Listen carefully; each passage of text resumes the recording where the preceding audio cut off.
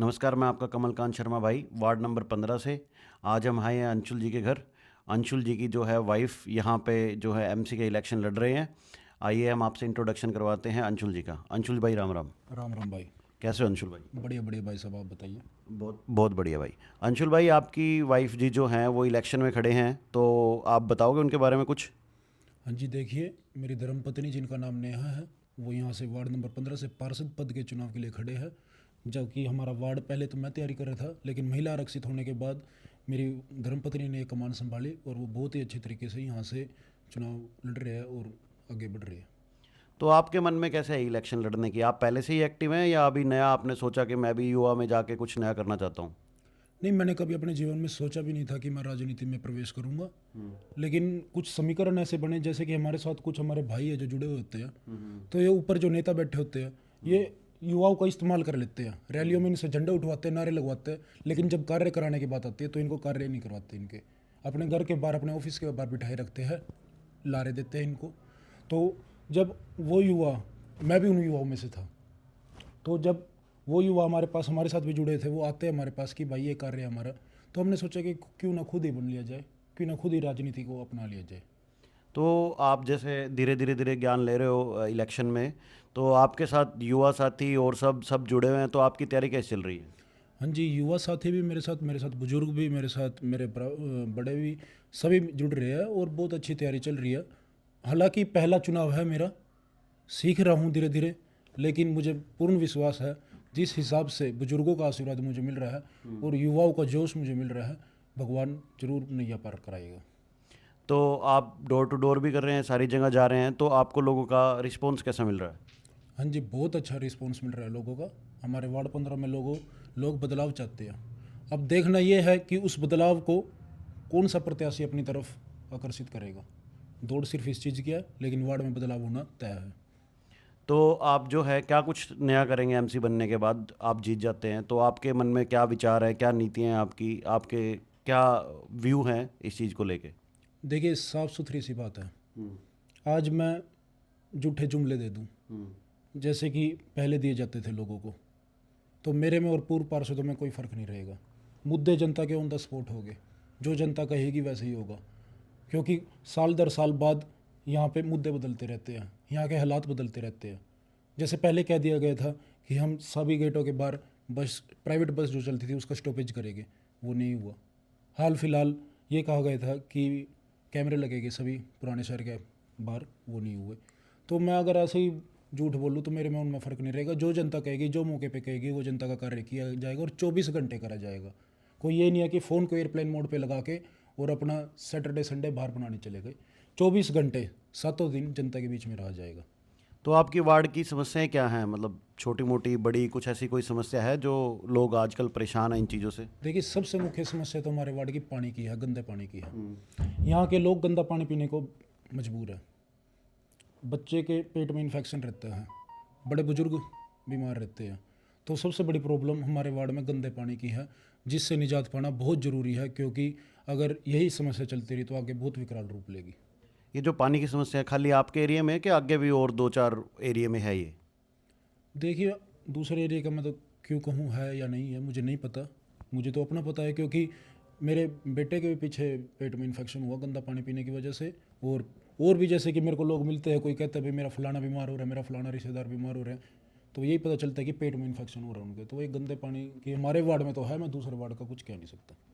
तो आपका कारण क्या है आज़ाद से लड़ने का? आप किसी पार्टी से भी लड़ सकते थे। देखिए, आज़ाद से लड़ने का कारण मेरा ये है कि आज़ाद प्रत्याशी पूर्ण रूप से आज़ाद होता है। जो ये नाम है आज़ाद, ये पूरे इनको इंडिपेंडेंस होती है। हम किसी पार्टी के बैनर के तले नहीं बंधे। हमें किस पार्टी की, अगर एक पार्टी की एक अच्छाई होती है तो उस पार्टी की बुराई भी होती है। तो जो ये एमसी का चुनाव है, ये किसी पार्टी से जुड़ा हुआ नहीं है। ये चुनाव हर एक व्यक्ति ये चाहता है कि एमसी मेरे से फेस टू फेस जाने, मैं एमसी की बाह पकड़ के एमसी को बिठाऊं। तो एमसी किसी पार्टी का चुनाव नहीं है। हाँ, राजनीतिक रूप से पार्टी है जो उनसी क्षेत्रीय प्रदेश देश के राष्ट्रीय दल है, वो टिकट देते हैं। लेकिन मैंने सोचा, मेरी जनता ने जो फैसला किया, मेरे बुजुर्गों ने फैसला किया कि जनता की सेवा करनी है तो पार्टी का झंडा अपनाने की कोई जरूरत नहीं है। जनता की सेवा आज़ाद भी करी जा सकती है, तो मैंने आज़ाद का फैसला लिया। जैसे आप अभी बोल रहे हो कि मैं वार्ड की सेवा कर देता हूँ, ऐसे कर देता हूँ, अगर जो फ्यूचर में कुछ ऐसा हुआ तो आप फिर भी समाज के साथ जुड़े रहेंगे, करते रहेंगे ये कार्य, कि सिर्फ इलेक्शन के लिए कर रहे हैं? देखिए, जैसे कि मैं इलेक्शन से पहले हेल्थ कैंप लगा रहा था, तो मुझे 2-3 साथियों ने, 2-3 आलोचकों ने भी ये बात कही कि ये तो राजनीतिक वो खेल रहे हैं। मैंने उनको वादा किया कि चुनाव को कुछ मर्जी नतीजा रहे, आपके बीच में रहूँगा और हेल्थ कैंप चुनाव के बाद भी लगाऊंगा। और जनता को यही पूर्ण विश्वास है कि चुनाव का नतीजा कुछ मर्जी रहे, वो परमात्मा के हाथ में है, हमारी मेहनत देखी जाएगी जो कुछ होगा। लेकिन चुनाव के बाद भी जनता की सेवा में 24 घंटे खड़े हैं, कोई ये नहीं है कि घर पे कुंडे लगा के आराम से बैठ गए। तो आपके मन में कैसे आ रही है ये राजनीति करने की? मतलब आप अपना बिजनेस भी संभाल सकते हैं, चीज़ें भी कर सकते हैं, बट आपके मन में आजकल राजनीति में जो आप जा रहे हैं, तो इसका कारण क्या है? देखिए, जब मैं किसी दुख तकलीफ में किसी इंसान को देखता हूँ और मैं उसको किसी पार्षद के पास, किसी नेता, एमएलए, विधायक के पास, मेयर के पास लेके जाता हूँ और उसकी सुनवाई नहीं होती, तो जितना दुख उसको होता उतना दुख मुझे होता है। तो अगर किसी दुखियारे का दुख बांटना हो और किसी को उस तकलीफ से निकालना हो, तो हमें इस खेल में खुद उतरना पड़ेगा और तभी जाके ये कार्य होगा। किसी और के भरोसे हम बैठेंगे, आज उसके एजेंडे उठाएंगे, कल को वो हमें धोखा दे के जाएगा, तो उसका कोई फ़ायदा नहीं है।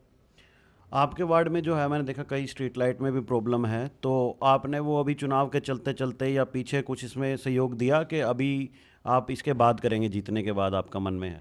देखिए, स्ट्रीट लाइट तो हमारे वार्ड में जो प्रॉब्लम रहती है उसकी तो मैं तारीफ़ भी करूंगा। जो स्ट्रीट लाइट के हमारे वर्कर है जो ठीक कर देते हैं, उनको कंप्लेंट कर देते हैं, वो ठीक कर देते हैं स्ट्रीट लाइट तो।